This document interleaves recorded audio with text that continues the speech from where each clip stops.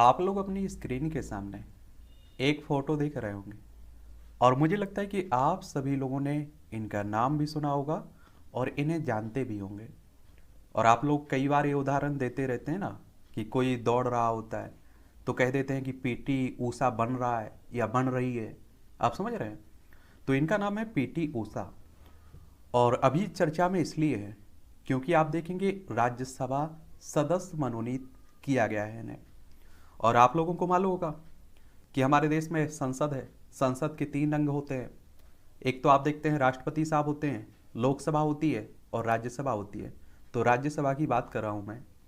और आप देखेंगे अधिकतम सदस्य राज्यसभा में 250 हो सकते हैं, लेकिन वर्तमान में अगर हम लोग देखें तो 245 सदस्य हैं इसमें, जिनमें से आप देखेंगे 233 सदस्यों का चुनाव विधानसभा के जो सदस्य होते हैं उनके द्वारा होता है। और जो 12 सदस्य होते हैं ना, इनका मनोनीत राष्ट्रपति के द्वारा होता है। कला से जुड़ा हुआ हो कोई व्यक्ति या साहित्य ज्ञान सेवाओं में किसी ने कोई किसी तरह का योगदान दिया हो तो उन लोगों को नामित किया जा सकता है। और अगर आप लोगों को राज्यसभा सदस्य बनना हो तो आपकी उम्र कम से कम 30 साल होनी चाहिए। कितनी? 30 साल। अधिकतम कोई उम्र नहीं रखी गई है, ये भी आप लोग याद रखिएगा। आज हम लोग पीटी ऊषा के बारे में एक सामान्य चर्चा कर लेंगे। अगर आपकी भी दिलचस्पी है इन्हें जानने की तो आपके पास मुझे लगता है कि पर्याप्त जानकारी रहेगी। आप देख लीजिए, कुछ और पिक्चर्स दिखाई दे रही हैं आपको। इनकी शादी की पिक्चर है। ये आप देखिए, प्रधानमंत्री मोदी के साथ इनकी पिक्चर आपको दिखाई दे रही होगी, पीटी ऊषा की। और आप देखेंगे कि इनका नाम, मुझे लगता है बहुत सारे लोगों को तो इनका नाम ही नहीं मालूम होगा। इनका नाम है पिला बुलकंडी, पिला वुलकंडी थेक्के पारम्बिल ऊषा। इनके अन्य नाम से भी इन्हें आप लोग जानते हैं, पयोली एक्सप्रेस या गोल्डन गर्ल। और आप लोग किसी गवर्नमेंट एग्जाम की तैयारी करते होंगे तो उसमें आप देखिए कि इनका उपनाम भी पूछ लेता है कई बार। और पीटी ऊषा भी कहते हैं इन्हें शॉर्ट में। इनका जन्म अगर आप देखें तो 27 जून 1964 को हुआ था। और पयोली कोझी कोडे केरल में इनका जन्म हुआ था। एक बार आप लोग केरल को देख लीजिए। देखिए, ये हमारा प्यारा भारत है, इसमें आप जाएंगे तो केरल आपको देखने को मिलेगा। और केरल की राजधानी अगर आप लोग देखें तो तिरुअनंतपुरम है। क्या है? तिरुअनंतपुरम है। और इससे लगे हुए राज्य देखें तो आप देखेंगे तमिलनाडु हो गया और आपका कर्नाटक हो गया। तमिलनाडु, कर्नाटक। यहाँ विधानसभा में अगर आप लोग देखें तो आपकी 141 सीटें हैं, राज्यसभा में 9 सीटें हैं, लोकसभा में 20 सीट देखने को मिलेगी। कितनी? 20। और इनके अगर हम लोग जन्म स्थान की बात कर लें तो केरल से इनका संबंध है। और माता की बात करें, इनकी माता का नाम टी भी लक्ष्मी और पिता का नाम EPM पैतल। और आपको बता दूं, दक्षिण भारत में इसी तरह के नाम आपको देखने को मिलेंगे। और इनके पति की बात करें तो भी श्रीनिवासन इनके पति का नाम। इनका एक बेटा है, उसका नाम उज्ज्वल है। और प्रोफेशन यानी कि व्यवसाय की बात करें तो आप सभी जानते हैं कि रनिंग करती है, ट्रक एंड फील्ड एथलीट हैं। और धर्म की बात करें तो हिंदू धर्म से हैं। और ये हमारे देश का दुर्भाग्य कहिए कि जब भी हम लोग किसी के बारे में बात करते हैं तो सबसे पहले उसका धर्म देखा जाता है। और वैसे सीधी सी बात है कि हम सब इंडियन हैं, यही होना चाहिए। आप देखेंगे जब ये 7वीं क्लास में पढ़ती थी तब इन्होंने एक टीचर के कहने पर क्लास की चैंपियन छात्रा के साथ रेस लगाई थी और वे ये रेस जीत गई थी। और तभी से उनके मन में खेल के प्रति रुझान और अधिक बढ़ गया था। और साल 1976 में, कब? साल 1976 में केरला सरकार ने महिलाओं के लिए एक स्पोर्ट्स सेंटर की शुरुआत की थी। और उस वक्त पीटी ऊषा ने जिले का प्रतिनिधित्व करने का फैसला किया था। और वहीं जब वो 12 साल की थी तब उन्होंने नेशनल स्पोर्ट्स गेम्स में चैंपियनशिप जीती थी। और तभी से वो लाइमलाइट, या आप देख सकते हैं कि प्रसिद्ध हुई। अगर इनके कैरियर की बात करें, अंतर्राष्ट्रीय कैरियर, तो आप देखेंगे 1980 में इनका अंतर्राष्ट्रीय कैरियर शुरू होता है। इन्होंने मास्को ओलंपिक खेलों में भाग लिया था। और उसमें आप देखेंगे फिर कराची अंतर्राष्ट्रीय आमंत्रण में खेलों में 4 स्वर्ण पदक प्राप्त किए थे, गोल्ड मेडल। फिर आप देखेंगे 1981 में पुणे अंतर्राष्ट्रीय आमंत्रण खेलों में 2 स्वर्ण पदक इन्होंने प्राप्त किए थे। और इसी साल हिसार अंतर्राष्ट्रीय आमंत्रण खेलों में 1 स्वर्ण पदक अपने नाम किया था। और लुधियाना अंतर्राष्ट्रीय आमंत्रण खेलों में आप देखेंगे 2 स्वर्ण पदक इन्होंने जीते थे। और फिर 1982 की अगर हम लोग बात करें तो विश्व कनिष्ठ प्रतियोगिता सियोल में 1 स्वर्ण पदक और 1 रजत इन्होंने अपने नाम किया था। और नई दिल्ली एशियाई खेलों में 2 रजत इन्होंने अपने नाम किए थे। फिर आप देखेंगे 1983 की बात होती है। कुवैत में एशियाई दौड़ कूंद प्रतियोगिता में 1 स्वर्ण 2 रजत इन्होंने जीते थे। और नई दिल्ली अंतर्राष्ट्रीय आमंत्रण खेलों में इन्होंने 2 गोल्ड मेडल प्राप्त किए थे। फिर 1984 में आप देखेंगे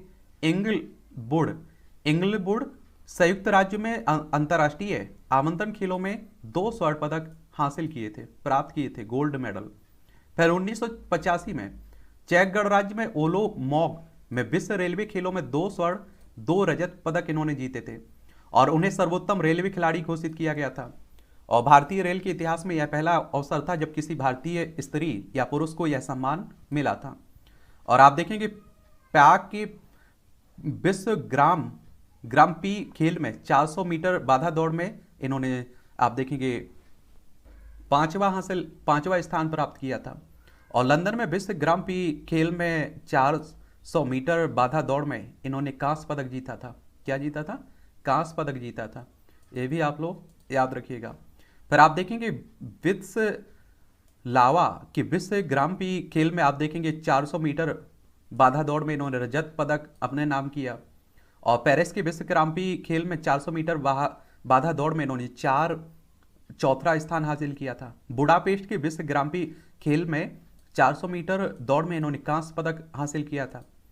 और लंदन की आप देखेंगे लंदन के विश्व ग्राम पी खेल में इन्होंने रजत पदक हासिल किया था। ओस्तावा के विश्व ग्राम पी खेल में इन्होंने रजत पदक हासिल किया था। कैनबरा के विश्व कप खेलों में 400 मीटर बाधा दौड़ में चौथा स्थान, 400 मीटर में आप देखेंगे कि माफ करिए 5वां स्थान, और 400 मीटर में आप देखेंगे इन्होंने चौथा स्थान हासिल किया था। और जकार्ता की एशियाई दौड़ कूद प्रतियोगिता में इन्होंने आप देखेंगे 5 स्वर्ण 1 कांस्य पदक अपने नाम किया था। फिर 1986 में आप देखेंगे मॉस्को की गुडविल खेलों में 400 मीटर में इन्होंने 6वां स्थान हासिल किया था। और सेउल की एशियाई खेलों में आप देखेंगे 4 स्वर्ण 1 रजत इन्होंने हासिल किया था। और मलेशियाई मुक्त दौड़ प्रतियोगिता में इन्होंने 1 स्वर्ण पदक जीता था। सिंगापुर की लायंस दौड़ प्रतियोगिता में आप देखेंगे कि 3 स्वर्ण इन्होंने अपने नाम किए थे। 1986 की बात हो रही है। कब की? 1986 की। ये आप लोग जरूर याद रखिएगा। फिर आप देखेंगे कि नई दिल्ली में 4 राष्ट्रीय आमंत्रित खेलों में 2 स्वर्ण पदक इन्होंने हासिल किए थे। फिर 1986 की बात हो रही है। 1986 में सिंगापुर की एशियाई दौड़ कूद प्रतियोगिता में 3 स्वर्ण 2 रजत पदक इन्होंने जीते थे। और कुआलालंपुर की मलेशियाई मुक्त दौड़ प्रतियोगिता में 2 स्वर्ण पदक गोल्ड मेडल इन्होंने जीते थे। नई दिल्ली के अंतर्राष्ट्रीय आमंत्रित खेलों में इन्होंने 3 स्वर्ण पदक जीते थे।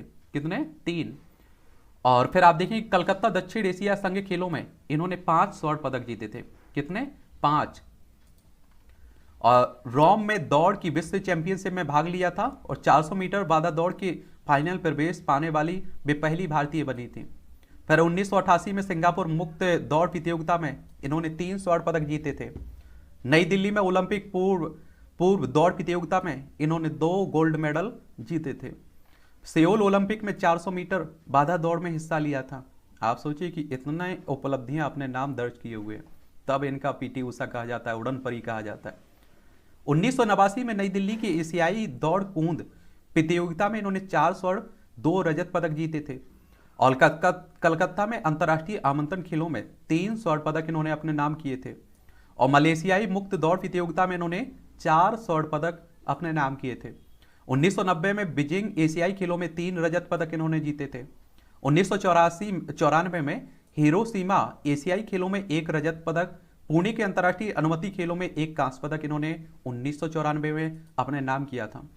1995 में चेन्नई के दक्षिण एशियाई खेलों में 1 कांस्य पदक और पुणे के अंतर्राष्ट्रीय अनुमति खेलों में 1 कांस्य पदक इन्होंने 1995 में जीता।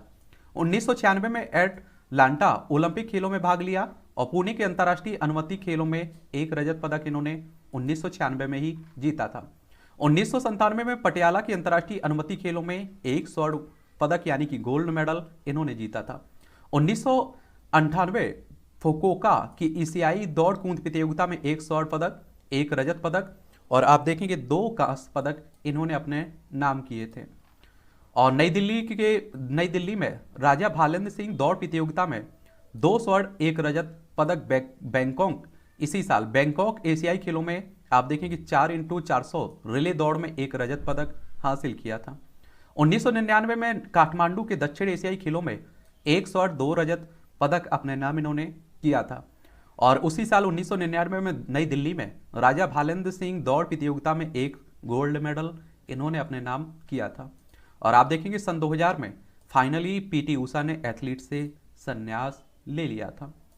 इन्हें कुछ पुरस्कार भी मिले हुए हैं। अब आप देखिए इतना ऐसा काम, इतना उपलब्धि हासिल करोगे तो पुरस्कार मिलना स्वाभाविक सी बात रहती है। तो सन 1984 में एथलीट खेल के प्रति उनके प्रयास, उत्कृष्ट सेवा एवं साथ ही राष्ट्र का नाम ऊंचा करने के लिए पीटी उषा को अर्जुन अवार्ड से सम्मानित किया गया था। किससे? अर्जुन अवार्ड से। तो ये भी आप लोगों को मालूम होना चाहिए। और अर्जुन अवार्ड की बात करें तो आपको मालूम होगा कि 1961 में इसकी शुरुआत हुई थी। सन 1985 में पीटी उषा को देश के चौथे सबसे बड़े सम्मान पद्मश्री से सम्मानित किया गया था। किससे? पद्मश्री से। ये भी आप लोग याद रखिएगा।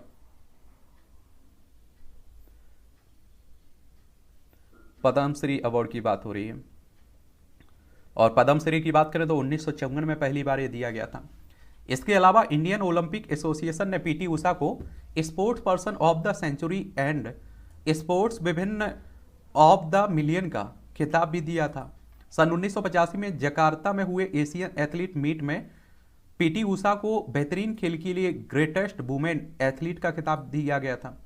और सन 1985 में और 1986 में वर्ल्ड ट्रॉफी से बेस्ट एथलीट के लिए पीटी उषा को सम्मानित किया गया था। 1986 के एशियन गेम्स के बाद पीटी उषा को Adidas golden shoe award for the best athlete का खिताब भी दिया गया था। और आप देखेंगे इनकी जीवनी की बात करें, इन पर एक आत्मकथा लिखी गई है। पीटी उषा के जीवन की आत्मकथा का नाम गोल्डन गर्ल है, जो 1987 में लिखी गई थी। और एक तरह से आप कहिए कि इनके काम के लिए इन्हें एक और उपलब्धि दी गई या सम्मान दिया गया है कि 2022 में पीटी उषा को राज्यसभा सदस्य के रूप में मनोनीत किया गया है। तो यही कहानी है उड़न परी की, पीटी उषा की।